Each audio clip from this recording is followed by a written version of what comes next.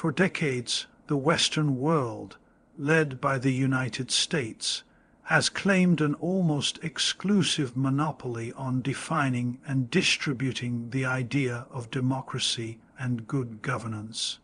American foreign policy, soft power, and cultural influence have consistently portrayed the Western democratic model as the gold standard for political legitimacy, development, and moral authority. This narrative has shaped global institutions, international media, and educational systems in such a way that success was often equated with how Western a country could become in its governance, economy, and culture. However, the rise of India directly challenges this narrative. Unlike China, which is governed by a centralized authoritarian regime and can be easily classified as an ideological other, India is the world's largest democracy. Its political structure, diversity, electoral process, and civil discourse, however chaotic or flawed at times, are still grounded in democratic principles. The very existence of a non-Western, post-colonial democracy rising to global prominence threatens to dismantle the Western claim of ideological superiority. India's rise does not rely on mimicking the West. Its democracy is deeply rooted in its own civilization, pluralism, and grassroots institutions.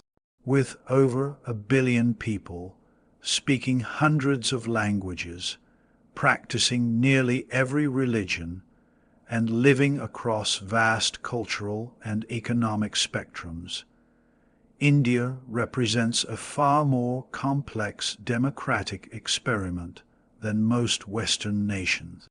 Yet it functions. Elections are held, governments change, courts intervene, and the press operates with vibrant energy, even if not without criticism.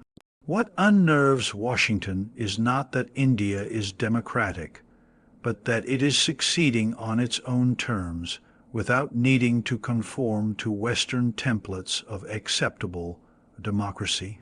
In fact, India has shown that it can blend traditionalism with modern governance, religious identity with secular administration, and free markets with state-led development in a way that challenges the one-size-fits-all model promoted by the West. Furthermore, India's rise debunks the myth that democracy is a hindrance to fast-paced development. For years, pundits claimed that authoritarian systems like China's were better suited to industrialize, execute large-scale infrastructure projects, and manage rapid urbanization. But India's tech boom, space achievements, startup ecosystem, and digital governance reforms are proving that democratic systems, backed by a resilient civil society and long-term vision, can deliver progress at scale. India's Aadhaar biometric ID system, UPI payment platform, and direct benefit transfers are all examples of how a democratic system can innovate and scale faster than many developed nations. This creates discomfort for those in the West who have long believed that only their systems could produce such outcomes. India's intellectual and moral challenge to the West is even more pronounced when viewed through the lens of global South solidarity. Countries across Africa, Latin America, and Southeast Asia have historically been suspicious of both American interventionism and Chinese economic coercion. India, on the other hand, carries the credibility of a nation that was colonized fought back through nonviolence, and then built a stable democratic state. When India speaks about multilateralism, non-alignment, or reforming global institutions, its voice carries the weight of experience, not just ambition. This gives India a unique ability to connect with other rising nations who want development without domination. America fears this because it represents a shift in where global moral leadership could emerge from. In educational, cultural, and diplomatic spaces, India's presence is also being felt more strongly. From Ivy League universities to tech boardrooms, Indian origin leaders are redefining success without shedding their cultural roots. Figures like Sundar Pichai, Satya Nadella, Kamala Harris, and Rishi Sunak showcase the influence of Indian democratic and cultural values across the globe. These are not just token representations, they are symbols of a broader trend where Indian ethos is being internalized by Western institutions. The worry for the U.S. is that this influence may evolve into a strategic and ideological shift.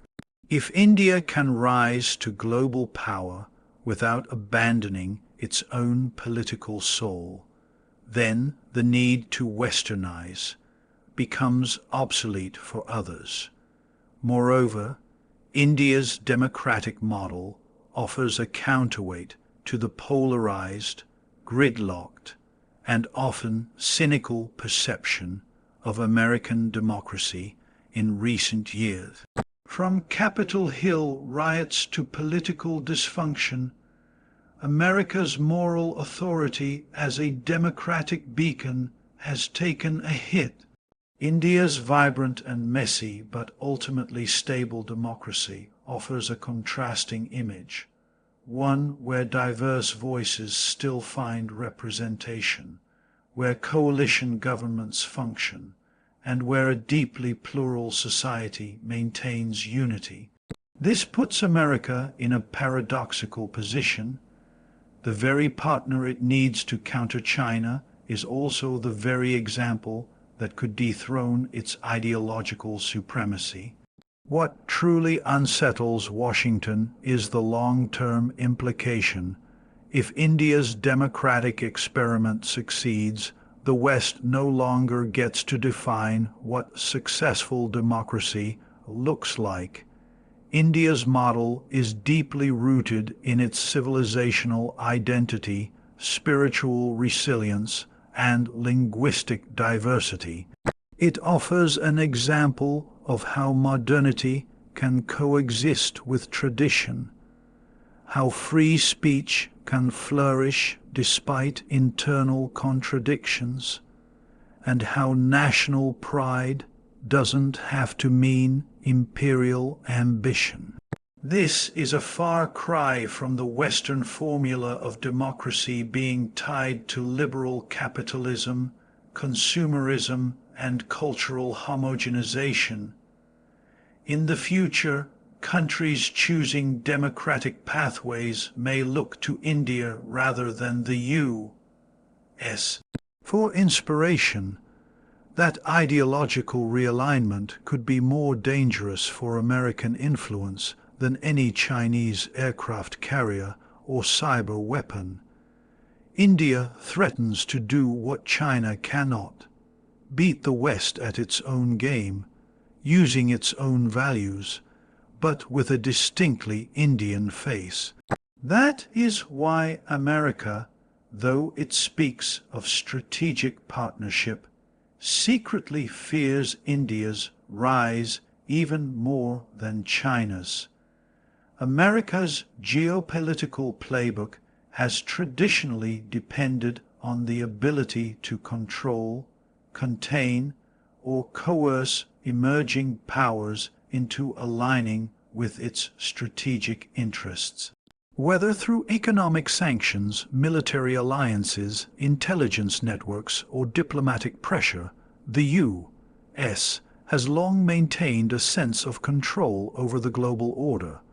With China, despite being an adversary, America has found ways to influence and engage. China's economy is deeply tied to global trade systems, including the U.S. market. Its rapid industrialization came with dependencies on American technology, financial markets, and manufacturing exports. Therefore, while China is a challenge, it is still, in many ways, entangled in a system that America can manipulate through tariffs, supply chain disruptions, technological bans, and diplomatic isolation. But India presents a far more complex and unpredictable situation. It is neither adversary nor ally in the traditional sense. It refuses to be boxed in, manipulated, or pressured into taking positions that don't serve its national interest. This independent streak in India's foreign policy is not a recent phenomenon. It is a deeply embedded principle of its strategic culture. Since the Cold War, India has followed a path of non-alignment, refusing to be caught between competing superpowers. In the modern multipolar world, that tradition has evolved into strategic autonomy, a doctrine that emphasizes India's right to act in its own interest, regardless of Western or Eastern pressures. This has created frustration in Washington, particularly during times of global crisis when the U.S. expected India to align more clearly. A prime example is the ongoing war in Ukraine, while the U.S. rallied NATO and Western allies to isolate Russia. India continued purchasing discounted Russian oil, maintained diplomatic relations with Moscow, and refused to join UN resolutions condemning Russia outright. Washington applied diplomatic pressure, lobbied behind the scenes, and even sent emissaries. But India did not budge. The reason America fears this is simple. India is immune to the tools of coercion the U.S. has successfully used on others. It cannot be threatened with sanctions easily because its economy is massive, diversified, and increasingly self-reliant. It cannot be diplomatically isolated because of its central role in organizations like the G20, BRICS, SCO, and its strong bilateral ties with multiple regional powers across Asia, Africa, and Europe. It cannot be intimidated militarily because of its own nuclear arsenal, growing defense capabilities, and the strength of its strategic partnerships with multiple powers, Russia, France, Israel, and yes, even the U.S. simultaneously. India plays a multi-vector foreign policy game that no other rising power has managed so effectively. It can host military drills with the U.S. while buying missile systems from Russia, deepen ties with Israel while supporting Palestine, and promote Global South solidarity while negotiating advanced trade deals with Europe and Japan. This ability to navigate contradictions while preserving autonomy is what makes India an uncontrollable variable in America's strategy. Furthermore, India does not depend on Western approval for legitimacy. Its democratic identity, cultural pride, civilizational depth, and historical experience as a non-aligned leader give it a unique credibility in the global South. Unlike some other American allies who are bound by defense pacts, IMF loans, or trade dependencies, India makes its own rules. It does not fear being labeled undemocratic or uncooperative by Western media or institutions because it derives legitimacy from its own people, not from external validation. It is this self-sustaining political strength that makes it resistant to psychological coercion, the kind of influence that often breaks governments in weaker states.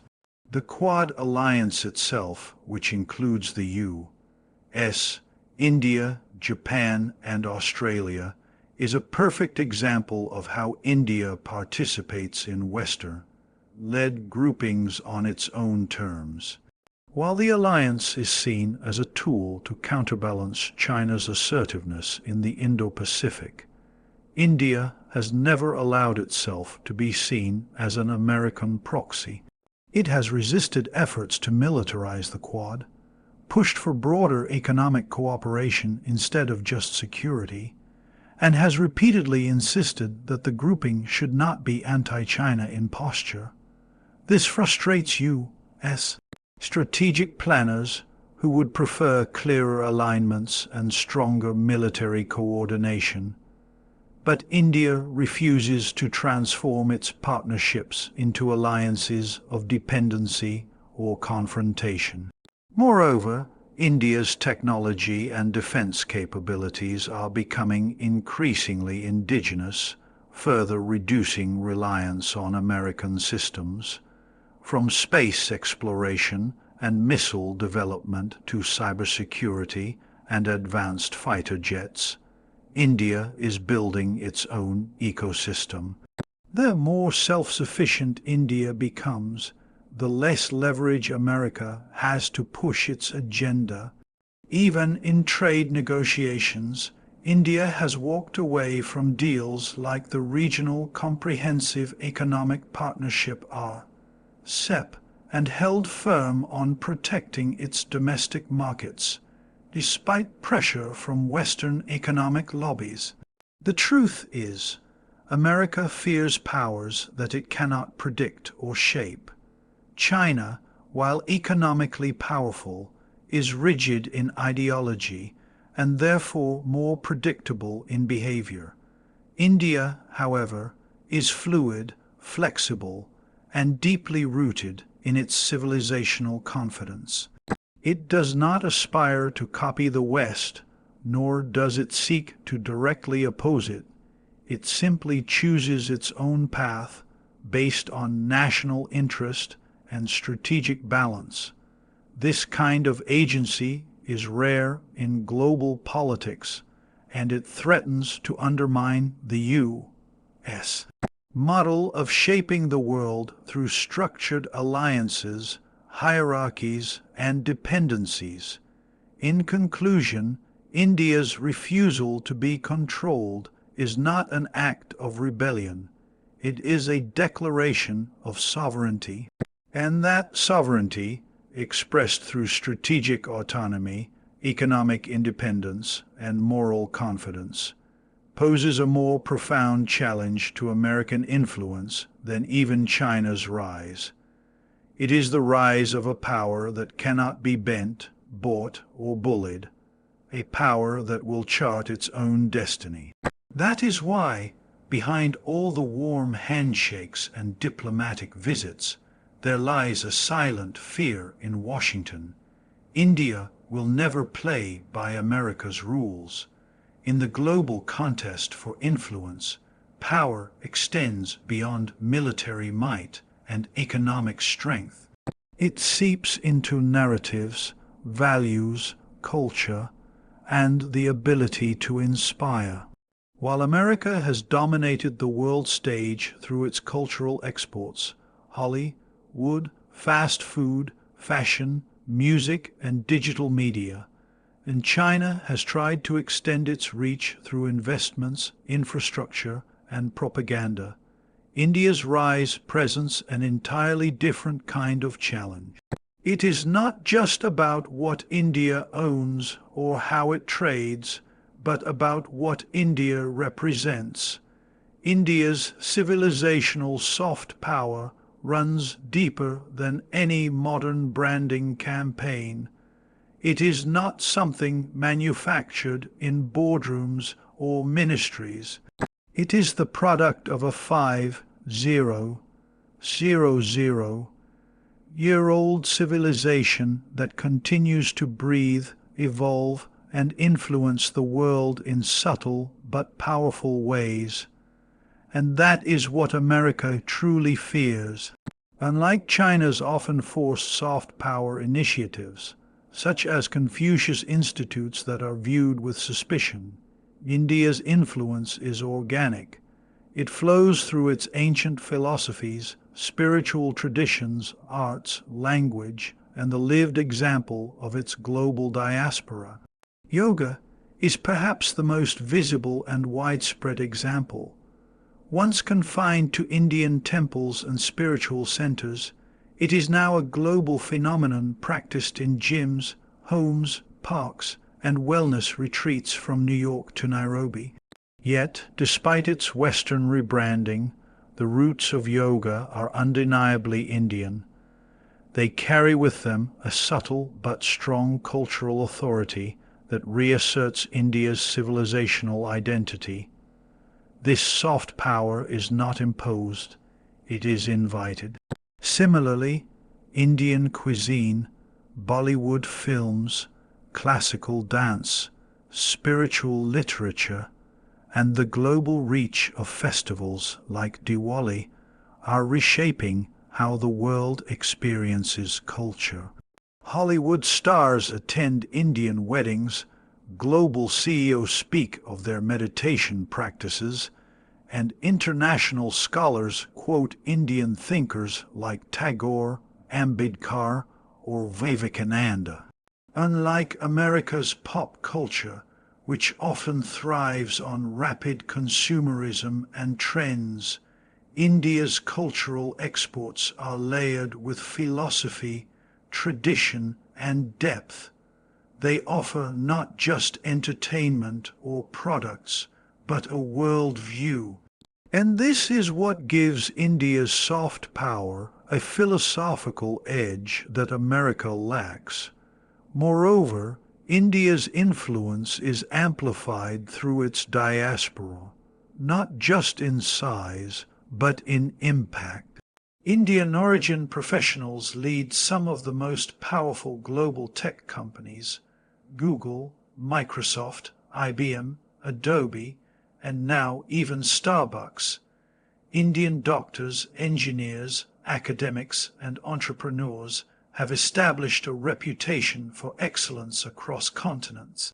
But more importantly, they bring with them elements of Indian identity, family values, education emphasis, spirituality, and humility that subtly influence their host societies. Unlike China's state-controlled overseas operations, the Indian diaspora is not a government tool. It is a living extension of the nation's culture. It doesn't need direction from New Delhi to make an impact. Its influence is natural and cumulative, in contrast to the fear or suspicion that sometimes greets Chinese investments or students abroad. The Indian diaspora is often welcomed, admired, and integrated. This creates a serious concern for American policymakers. The U.S. has long used its cultural dominance to reinforce its geopolitical clout. From promoting democracy through Hollywood storytelling to defining freedom through music and literature, America's soft power has been central to its global leadership. But with India emerging as an alternate source of inspiration, especially among younger generations seeking meaning, balance, and cultural identity. America's monopoly on cultural influence is beginning to erode. Yoga centers may exist in California, but their roots pull people toward Indian spirituality. Tech conferences may be held in Silicon Valley, but the keynote speaker is often of Indian origin. World leaders may meet in Western capitals, but they increasingly quote Indian philosophy or visit Mahatma Gandhi's memorials for symbolic legitimacy. Furthermore, India's spiritual and moral framework presents a contrast to Western materialism. In a world facing ecological, emotional, and ethical crises, India's ancient ideas about dharma duty, karma action and consequence, ahimsa non-violence, and the interconnectedness of all beings offer a different kind of leadership. This leadership is not transactional, but transformational. It inspires rather than dictates. When Indian prime ministers quote ancient scriptures in global forums, or when Indian monks speak at the United Nations, it represents a soft assertion of civilizational authority, one that is not aggressive but deeply rooted in wisdom traditions. America, which has tried to position itself as the global conscience through declarations and interventions, sees in India a quieter but more enduring voice that the world is beginning to hear. India's influence is also expanding through education and intellectual engagement. American and European universities now host prestigious South Asian studies programs. Indian scholars, poets, and public intellectuals are gaining prominence in international forums. Sanskrit is studied not just for curiosity, but to access knowledge systems that are being re-examined in the age of AI, consciousness studies, and ecological thought.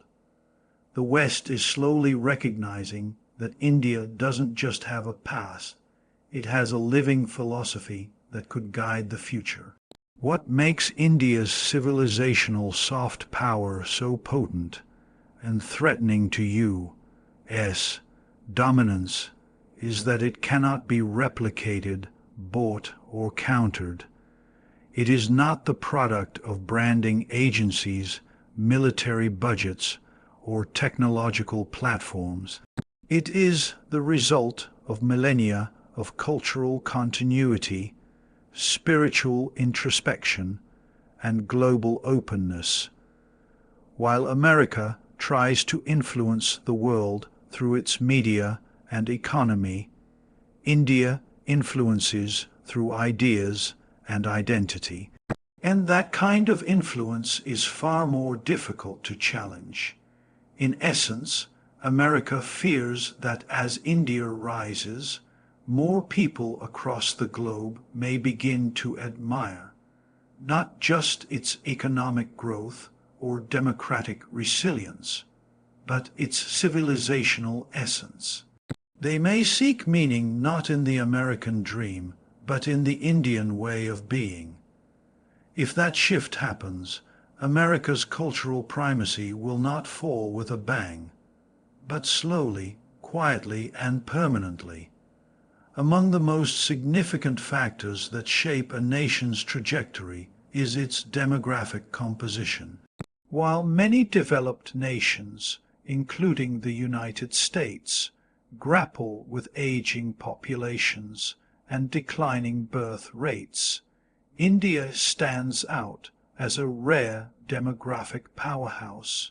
With over 65% of its population under the age of 35 and a median age of around 28, India is poised to become the world's largest supplier of human capital.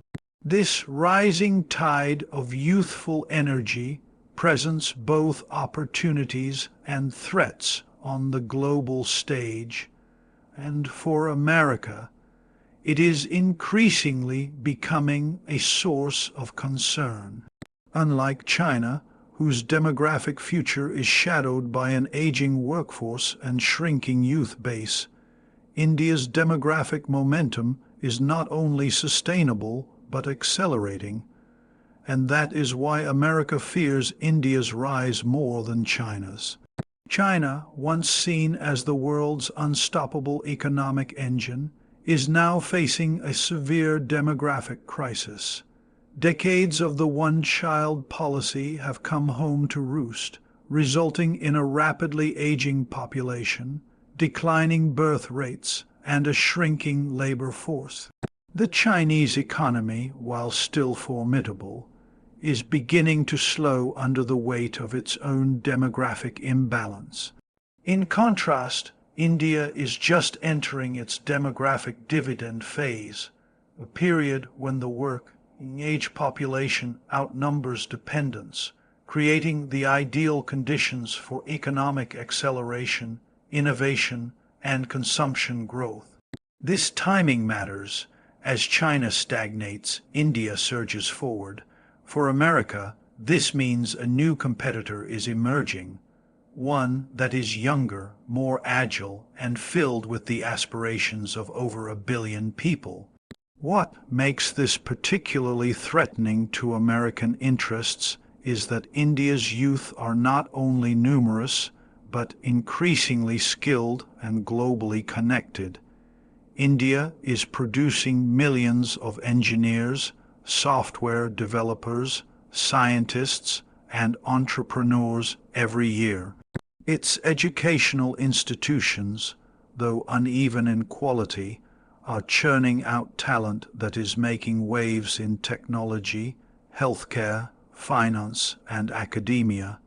Moreover, India's youth are digital natives.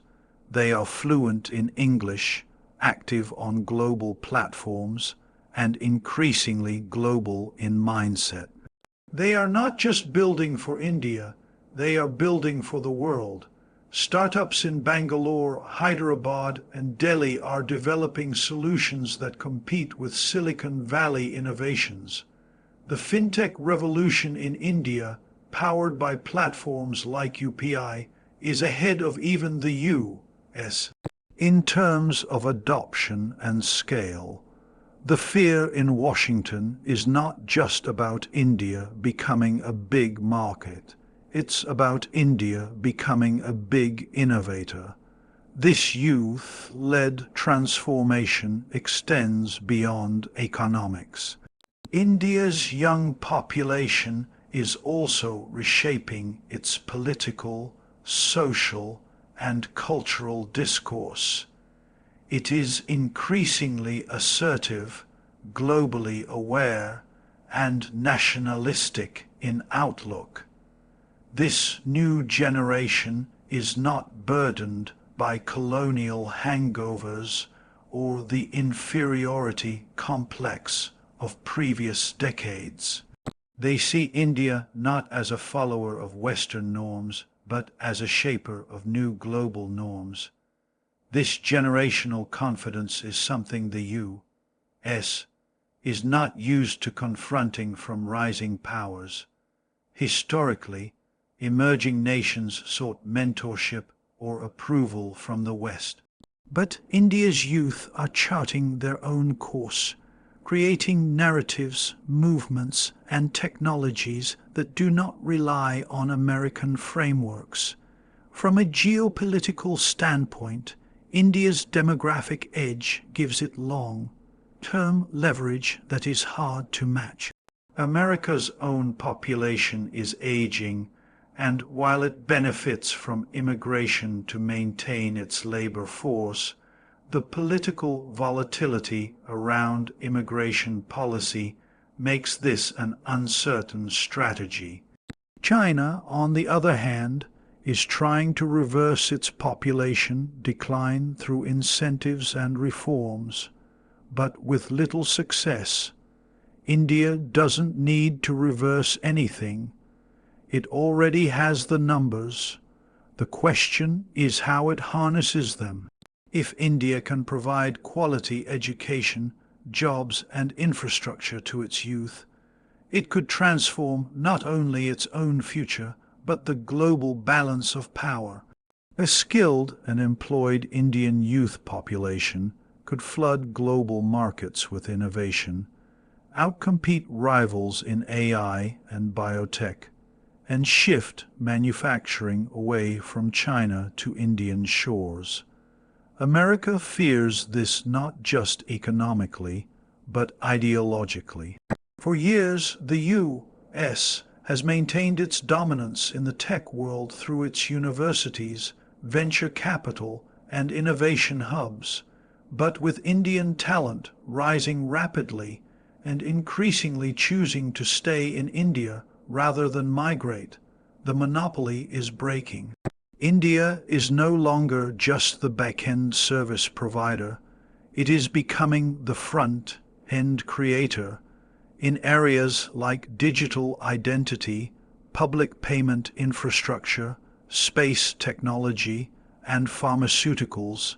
India is already leading.